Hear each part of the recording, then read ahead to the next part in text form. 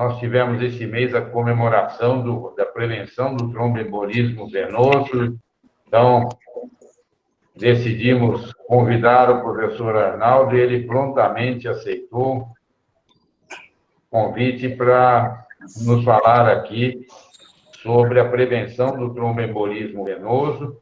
O professor Arnaldo é professor do Departamento de Clínica e da Faculdade de Medicina, e ele é o coordenador no Hospital das Clínicas da prevenção do tromboembolismo venoso. Ele coordenou o protocolo do Hospital das Clínicas a esse respeito. Além disso, ele também é artista. Ele participa do Jornal da TV Cultura.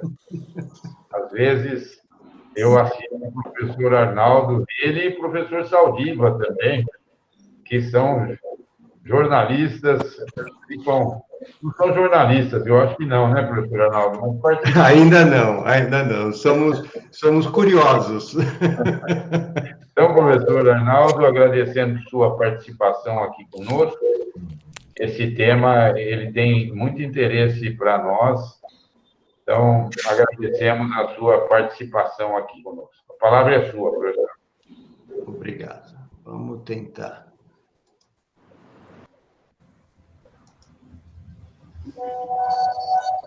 Conseguem ver agora? Sim. Ótimo. Então, vamos lá.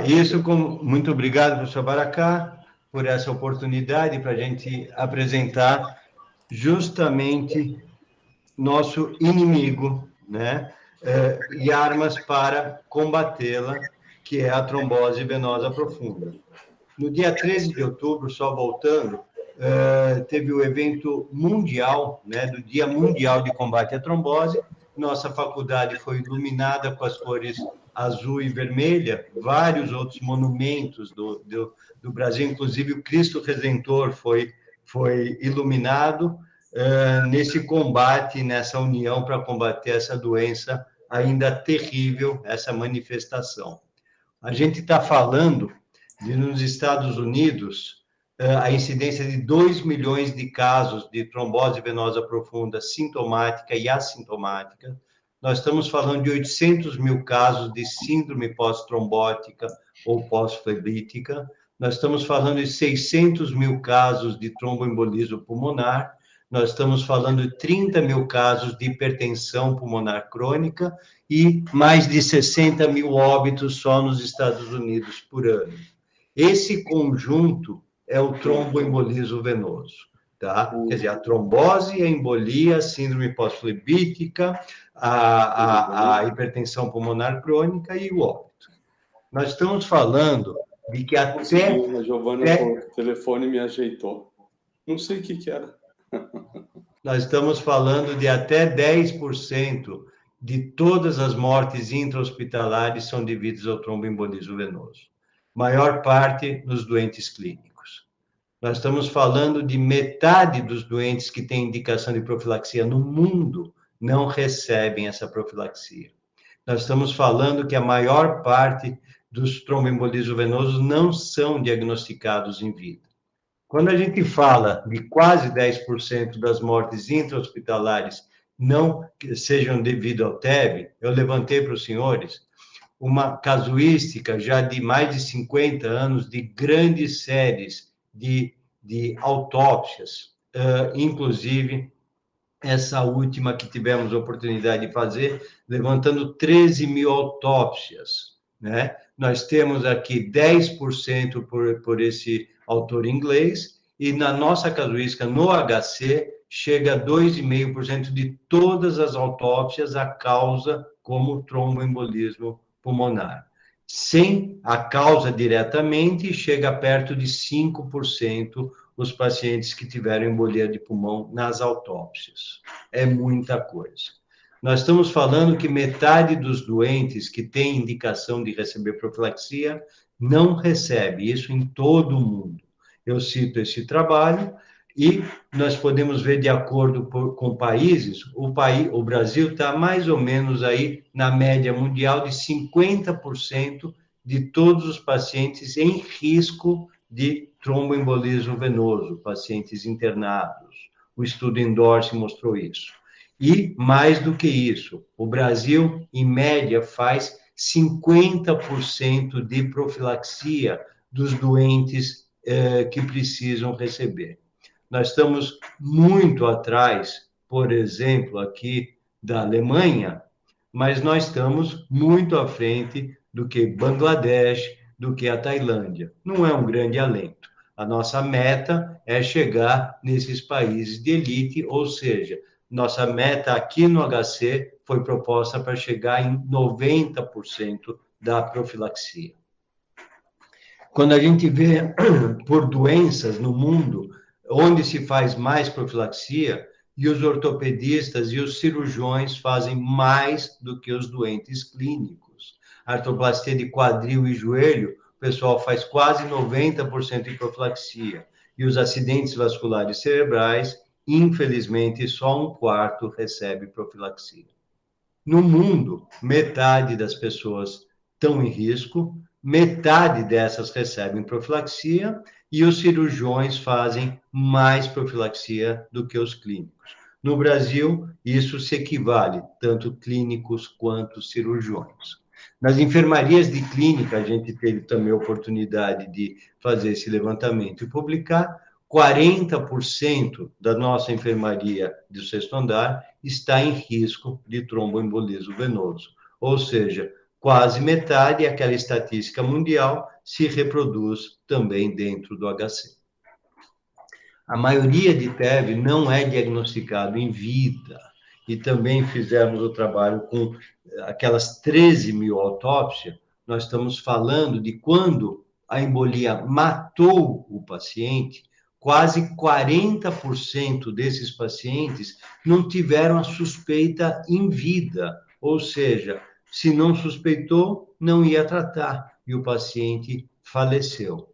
Quando a embolia não é fatal, 3/4 não suspeitou em vida, ou seja, é uma doença que é muito pouco pensada ainda hoje em dia. Quando a gente vê tromboembolismo venoso, nós estamos falando que doentes clínicos, o AVC, é igual cirurgião ortopédico, ou seja, metade dos doentes, se a gente vai lá com ultrassom para fazer o diagnóstico mesmo sem sintomas, metade desses doentes tem tromboembolismo venoso. Doentes clínicos e doentes cirúrgicos igualmente afetados. Mais ainda, quando a mesma cirurgia é feita em pacientes com câncer, aumenta 2 a 3 vezes o risco de TEV e embolia fatal. Ou seja, uma apendicite feita em doente com câncer duplica, triplica a chance de ter complicações graves. Como a gente vai ver, câncer é um enorme fator de risco para tromboembolismo venoso. Portanto, tromboembolismo venoso é muito frequente, é fatal, é pouco diagnosticado e, acima de tudo, pouco prevenida, não só no Brasil, no mundo inteiro. E aí, o que a gente se reuniu, isso há 15 anos atrás, a gente fez um grande esforço, reunindo 13 sociedades brasileiras, e aí nós reunimos, discutimos centenas de trabalhos e uma força-tarefa de trabalho que a gente teve a oportunidade de coordenar, a ginecologia participou, e isso resultou na diretriz brasileira de tromboembolismo venoso. Isso foi um marco, porque não foi como outras diretrizes, uma tradução de diretrizes de outros países, porque não havia, naquele momento, uma diretriz nacional. Havia algumas recomendações e nós criamos do zero isso, e isso que eu trago para os senhores, que é mais ou menos essa que foi adaptada aqui para o HC. Basicamente, o início desse algoritmo é que todos os pacientes com TEV devem ser avaliados e isso é feito nos computadores, na prescrição eletrônica, e existem travas que, se não houver essa avaliação, não se segue em frente com a história, a prescrição dos doentes. Qualquer paciente que está hospitalizado, portanto, é para doentes internados, que tenha a sua mobilidade reduzida e tenha mais de 40 anos, deve ser avaliado.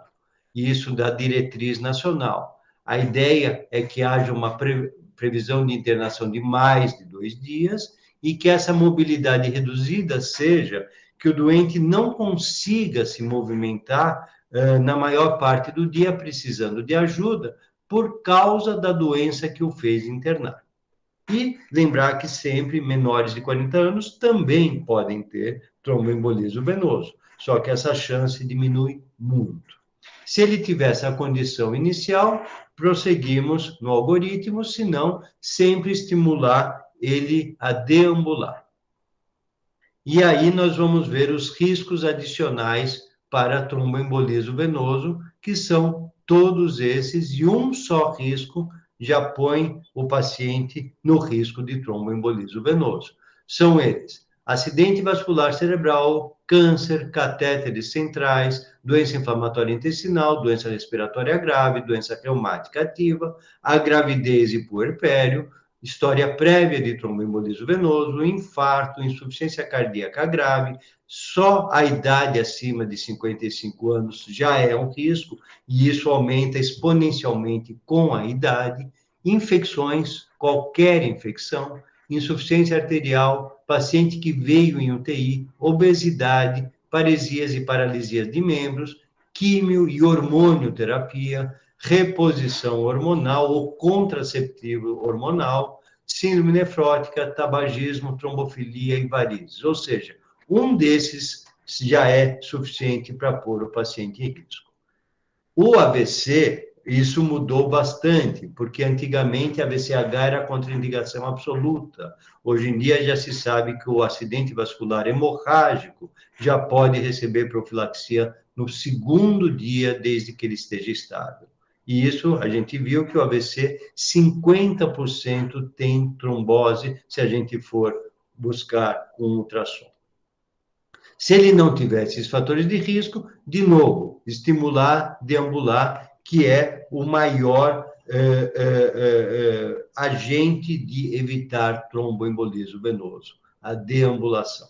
Se ele tiver, a gente vai ver se ele tem alguma contraindicação para isso. E se ele tiver uma contraindicação para receber profilaxia, métodos físicos devem ser feitos, e se ele não tiver contraindicação, profilaxia farmacológica.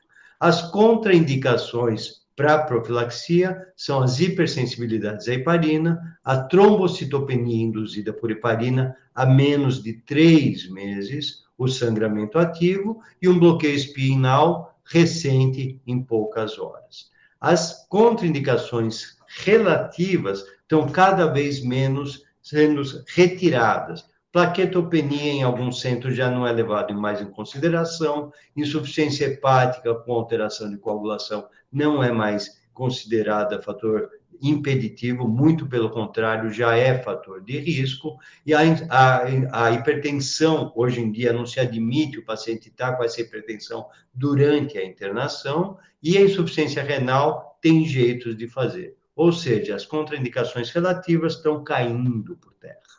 E quando a gente resolver fazer a profilaxia, nós temos a heparina não fracionada, que para doentes clínicos nós temos 5.000 3 vezes por dia, e a inoxaparina com 40 miligramas, que a gente vai conversar depois, quando variar. A daltoparina, nadroparina, fondaparinol são menos utilizadas aqui no nosso meio.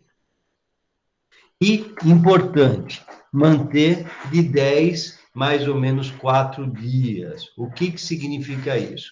Muitos doentes clínicos e provavelmente ginecológicos têm alta no 4º dia, por exemplo, de internação, e a recomendação é que continue pelo menos até o 6º dia, enquanto o risco persistir.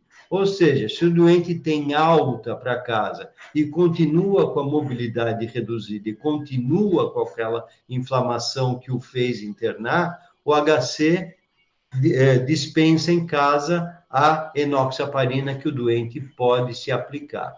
E esse provavelmente é um dos maiores erros na profilaxia que se faz no mundo, ou não continuação dessa profilaxia em casa. Algumas situações sempre atrapalham o clínico que está prescrevendo, que é a obesidade, pacientes idosos, a insuficiência renal, e se der tempo a gente vai conversar um pouquinho depois paciente oncológico. Na obesidade foi estudado o anti-10A, que é justamente o fator em que a enoxaparina age. E o que a gente viu? Quando a gente compara 30 miligramas 2 vezes por dia, que é a dose americana, porque nos Estados Unidos a ampola é de 30 miligramas e não 40, e quando se compara com 40 2 vezes, que seria a profilaxia dobrada no Brasil, nós vemos que no alvo da dose, o grupo para obesos, ou seja, obesidade 3, índice de massa corpórea acima de 40, nós vemos que essa dose normal americana atinge quase ninguém. E que quando a gente dobra a dose, por exemplo, brasileira, chega perto de 40% no alvo apenas. E quando se compara 40 duas vezes com 60 duas vezes, nós temos pacientes com 60 duas vezes, muito poucos, ou seja, nenhum abaixo do alvo. Mas nós começamos a ter perigosamente mais da metade acima do alvo, que aumenta o risco de sangramento. Portanto, uma dose entre as duas é a mais adequada, ou seja, 40 miligramas uma vez ou 30 duas vezes, como nos Estados Unidos, são insuficientes para obesos com índice de massa corpórea acima de 40. E a dose de 40 duas vezes, ou seja, dobrando a dose que fazemos, parece ser eficaz e segura. E que a de 60 duas vezes é mais eficaz, mas menos segura. Ou seja, paciente obeso, duplicar a dose quando o índice de massa corpórea é acima de 40. O paciente idoso, ele tem algumas características importantes. Ele está em risco de qualquer anticoagulante, ele tem, muitas vezes, comprometimento de função renal, ele tem a alteração do espaço de distribuição de qualquer remédio, e os estudos em relação à anticoagulação é feito em anticoagulação plena. Isso já se sabe que pacientes acima de 75 anos precisam receber metade da dose habitual. Mas na profilaxia, poucos estudos são feitos. E aí, a gente recomenda que deve-se considerar principalmente a função renal, enquanto não se tem estudos mais contundentes, e aí a gente vai ver como fazer na insuficiência renal. Basicamente, a gente sabe que as heparinas de baixo peso dependem mais da função renal do que as não fracionadas. E o risco começa a aparecer quando o clearance está abaixo de 30 ml por minuto. Ou seja, comum em idoso, principalmente, e também, novamente, existem bem estabelecidos estudos para anticoagulação plena, não a profilática, onde a dose deve ser reduzida pela metade se usarmos enoxaparina. Mas na profilaxia, de novo, poucos estudos são feitos. O que a gente sabe, estudando o anti-10A, que quando o clearance está abaixo de 30, tanto a atividade está aumentada, quanto a duração da droga está maior no corpo. Ou seja, clearance abaixo de 30 é um risco grande para sangramento quando usamos enoxaparina. E justamente por isso, a gente sabe que quando o clearance está abaixo de 30, 40 miligramas deve ser muito além excessiva para a profilaxia. Qual é a dose segura? Ainda não sabemos. E, portanto, a gente recomenda nesses pacientes a heparina não fracionada, se guiando pelo tempo de tromboplastina parcial ativado, ou seja, numa profilaxia, não é para alterar o exame. Se está alterado, nós sabemos que a dose está aumentada, e aí a gente retira parte. Se estamos dando de 8 em 8, alterou o TTPA, passamos para 12 em 12 e assim por diante. Quando a gente fala em profilaxia doentes com câncer, eu vou me ater um pouquinho, estou vendo que temos tempo, a gente vai falar um pouquinho que isso envolve muito a ginecologia também, e talvez seja interessante. Basicamente, a trombose no paciente com câncer está relacionado diretamente ao câncer, mas está relacionada também a tratamento, e isso a gente vai abordar como fazer essa profilaxia e o tratamento nesses doentes. Essa associação começou no século XIX, com o médico Trousseau. Daí veio o nome de síndrome de Trousseau, quando você tem um câncer e trombose. E, erradamente, isso daí é atribuído ao câncer de pâncreas. Na verdade, Trousseau, ele descreveu isso no paciente gástrico. E aí, literalmente, como ele descreveu, o diagnóstico num paciente com dor gástrica e flegmátia alba dolens, que é a trombose nas pernas ou braços, é a presença de câncer. Isso foi feito em 1865. E, por grande ironia do destino, ele, no fim do ano de 1867, ele, no começo do ano, depois de ter dores abdominais por semanas, falou para o seu aluno: estou perdido, uma trombose se desenvolveu na noite passada, não há dúvidas da natureza da minha doença. E ele morreu poucos meses depois de um câncer gástrico. Ou seja, mais um que teve a infelicidade do conhecimento e o sofrimento por causa disso. Quando a gente fala em riscos relacionados a câncer, nós estamos falando de que quase 20% dos pacientes com câncer têm TEV. Quando são dados de autópsia, quase metade dos pacientes. Isso é uma incidência absurdamente alta. O câncer aumenta 4 vezes a chance de tromboembolismo venoso. E a quimioterapia, mais ainda. 20%, ao contrário agora, de todos os pacientes com TEV são devido ao câncer. 9% das causas de morte de neoplasia é tromboembolismo venoso. Na cirurgia, isso aumenta, sendo das principais causas, chegando a quase metade. E pacientes internados com câncer, com TEV, morrem muito mais do que sem TEV. Ou seja, pacientes com câncer são uma população especialmente propensa e que morrem de tromboembolismo venoso.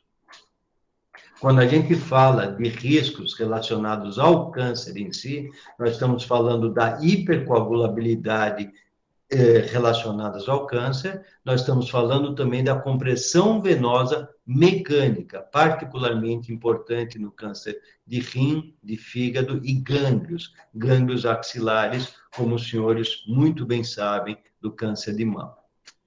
Aqui foi um estudo muito interessante, epidemiológico, falando da incidência de câncer e os diversos cânceres causando tromboembolismo venoso.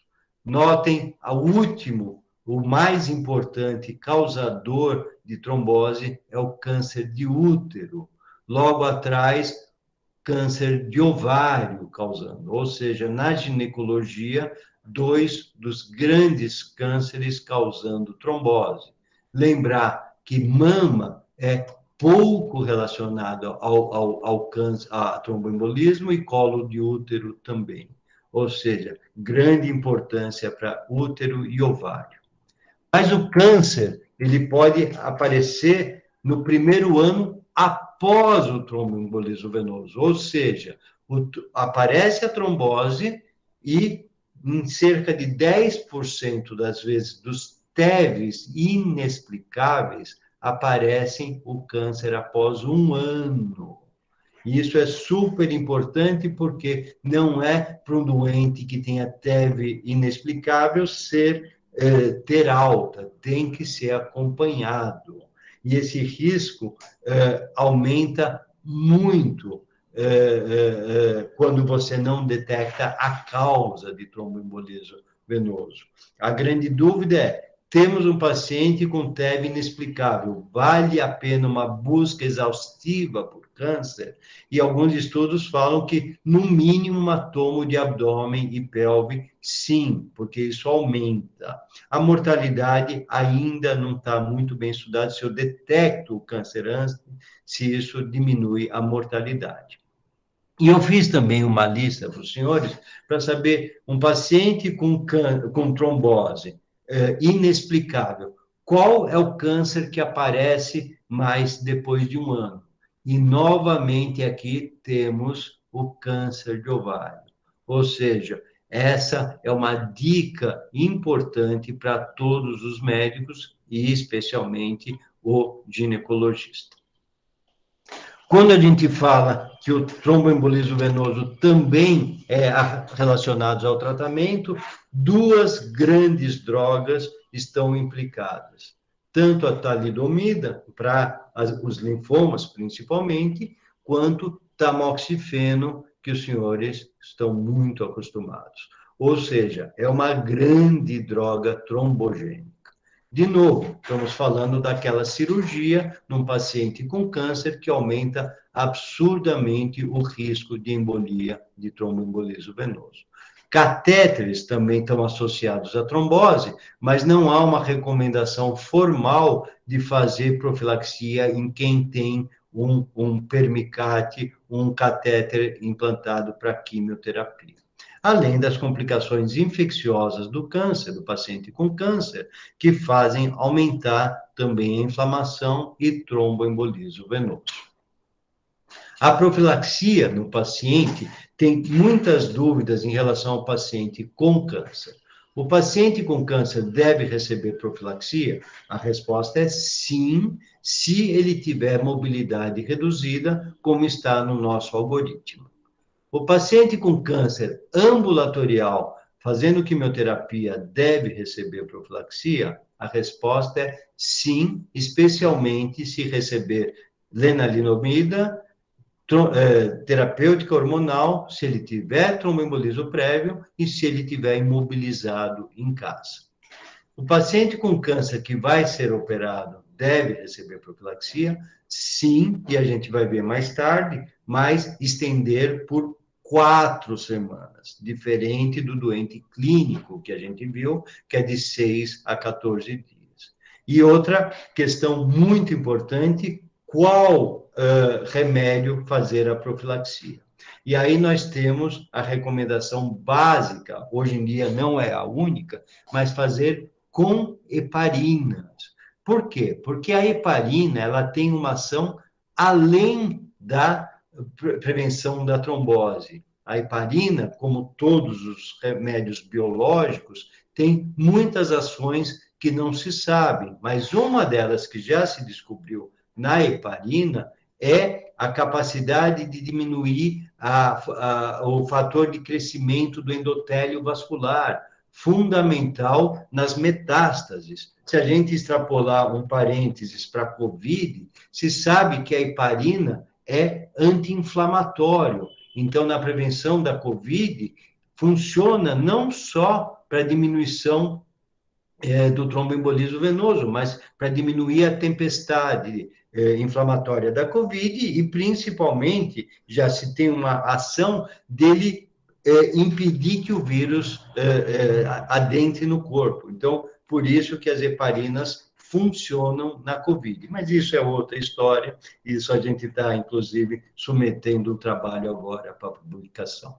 Mas, voltando a tromboembolismo venoso na profilaxia do doente com câncer, outras questões não são respondidas. Por exemplo, o paciente com câncer sem tromboembolismo venoso deve receber anticoagulante por causa daquela ação da heparina, né, de diminuição da formação do fator de crescimento do endotélio vascular. Ainda não tem recomendação, mas quem sabe um derivado da heparina no futuro sirva até para tratar câncer. E pacientes em paliativos, essa é uma outra questão. Por quê? Se é paliativos exclusivos finais, ou seja, que a probabilidade de morte na próxima semana é grande, nós não fazemos profilaxia. O consenso é, se você tiver mais do que uma semana, um mês de vida, sim, faremos profilaxia. E pacientes, por exemplo, com câncer com metástase cerebral, que ainda não teve sangramento, vale a pena fazer profilaxia? A resposta é sim. E, novamente, a questão dos idosos. Sim, devemos fazer com aqueles cuidados. E, finalmente, mais 5 a 10 minutinhos, vou tentar dar uma pincelada no paciente, como fazer a profilaxia em relação ao paciente cirúrgico, tá? Então, no paciente cirúrgico, nós temos 3 fatores a serem considerados em relação à profilaxia: o tipo de cirurgia, a idade do paciente e os fatores de riscos, que são aqueles mesmos que falamos dos doentes clínicos. Então, montei um esqueminha, os fatores de risco são aqueles mesmos. Em relação à cirurgia, existem as cirurgias que, por si só, já são alto risco para tromboembolismo venoso. Nós estamos falando de artroplastia de quadril, de joelho, fratura de quadril, a oncológica curativa, e aí entra a ginecologia, trauma raquimedular e politrauma. Essas, por si só, já são definidoras de profilaxia. E temos, do outro lado, as cirurgias de pequeno porte, são aquelas que duram menos de 60 minutos e que a programação seja de menos de 2 dias de internação, que não restringe a motilidade. Separei, por exemplo, a procedimentos ginecológicos, por exemplo, colocação de dispositivos intrauterinos, retiradas eventualmente de cistos ovarianos, ou seja, são cirurgias relativamente simples, aquelas que vão poder ser feitas com laparoscopia ou cirurgias superficiais, por exemplo, de mama. Esses são considerados baixo risco. A grande maioria está no médio e grande porte. E aí que nós vamos ter que levar em consideração a idade do paciente e fatores de risco. Então, se o doente tiver uma cirurgia de médio ou grande porte com mais de 60 anos, ele é de alto risco. Se ele tem entre 40 e 60 anos, aí nós vamos ter que avaliar fatores de risco. Se tiver fatores de risco, alto risco para TEV. Se não tiver fatores de risco, ele será de risco intermediário. E pacientes menos de 40 anos, mesma história. Se tiver risco, vai para risco intermediário. Se não tiver outro fator de risco, é um paciente de baixo risco. Como que procedemos a partir daí? Se o paciente é de baixo risco, não está indicada a profilaxia farmacológica, é estimular deambulação. Se o paciente é de risco moderado, ele vai receber heparina de dose baixa, ao contrário do clínico, que não tem dose baixa, o paciente cirúrgico tem a possibilidade de receber dose baixa. Se ele tiver contraindicação, vamos usar meia elástica. Se o paciente é de alto risco, ele vai usar heparina em dose alta, a mesma dose do doente clínico, e se ele tiver contraindicação, fazer compressão pneumática intermitente. As doses baixa de heparina não fracionada entra aí a 5.000 unidades 2 vezes, e a dose alta é a cômodo clínico, 5.000 3 vezes. e a enoxaparina, possibilidade de 20 miligramas para dose baixa e dose alta, 40 miligramas. Lembrar que os anticoagulantes orais de ação direta, eles não são indicados ainda aprovados no Brasil para doentes clínicos, nos Estados Unidos já o são, mas para doentes cirúrgicos já tem essa aprovação da Anvisa em artroplastias. As cirurgias gerais ainda não foi aprovado. Contraindicações são as mesmas já discutidas e importante é como, quando iniciar. Então, pacientes de alto risco se recomenda 12 horas antes. Se houver decisão do cirurgião que isso vai causar problemas na cirurgia, por exemplo, quando é uma cirurgia oncológica, com neoformação de vasos, que isso pode comprometer a cirurgia, 12 a 24 horas após. E no risco intermediário, começar 2 a 4 horas antes, ou seja, um pouco antes, ou ainda com essa possibilidade de 12 a 24 horas após. Isso, quem determina é o cirurgião, na verdade. Quanto tempo manter a profilaxia? Cirurgias gerais, de 7 a 10 dias, artroplastia de joelho e quadril, pelo menos 4 a 5 semanas a de quadril, e de joelho, pelo menos 10 dias. E nas cirurgias oncológicas, lembrar que 4 semanas, ou seja, o paciente em casa deve continuar a profilaxia. Isso foi dos nossos amigos ortopedistas que nos ensinaram lá em 1990, na década de 1990, que o risco de trombose persiste aumentando após 1 mês da cirurgia. Ou seja, muito tempo depois do doente já em casa, o risco continua. Por isso, esse conceito da profilaxia estendida para esses pacientes. E, principalmente, a grande dúvida que é alvo de grandes brigas, né? Se o doente fizer o bloqueio. Então, basicamente, isso já tem uma diretriz clara pela Sociedade de Anestesia, que se o paciente vai receber, por exemplo, heparina de baixo peso e fizer a punção, essa punção tem que ser feita 12 horas depois da dose de heparina. Ou seja, pelo menos 12 horas. Se ele recebeu a dose 8 da noite do dia anterior, temos que esperar até 8 da manhã para fazer a punção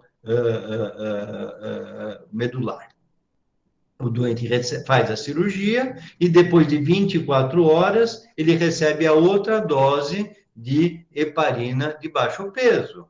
Mas se a gente, por exemplo, precisar retirar o bloqueio analgésico, por exemplo, quando que a gente deve retirar o catéter? E a resposta é 2 horas antes da próxima dose. Ou seja, se o paciente vai fazer a punção, esperar 12 horas, e se ele vai retirar o catéter 2 horas antes da próxima dose. E assim encerro minha apresentação, pontualmente 8h40 como pedido, e agora estou aberto a dúvidas. Muito obrigado. Excelente, professor Arnaldo. Que pontualidade, hein? Muito boa apresentação, bem clara, objetiva, e trouxe aspectos importantes para nós ligados à nossa especialidade. E uma didática excelente, viu?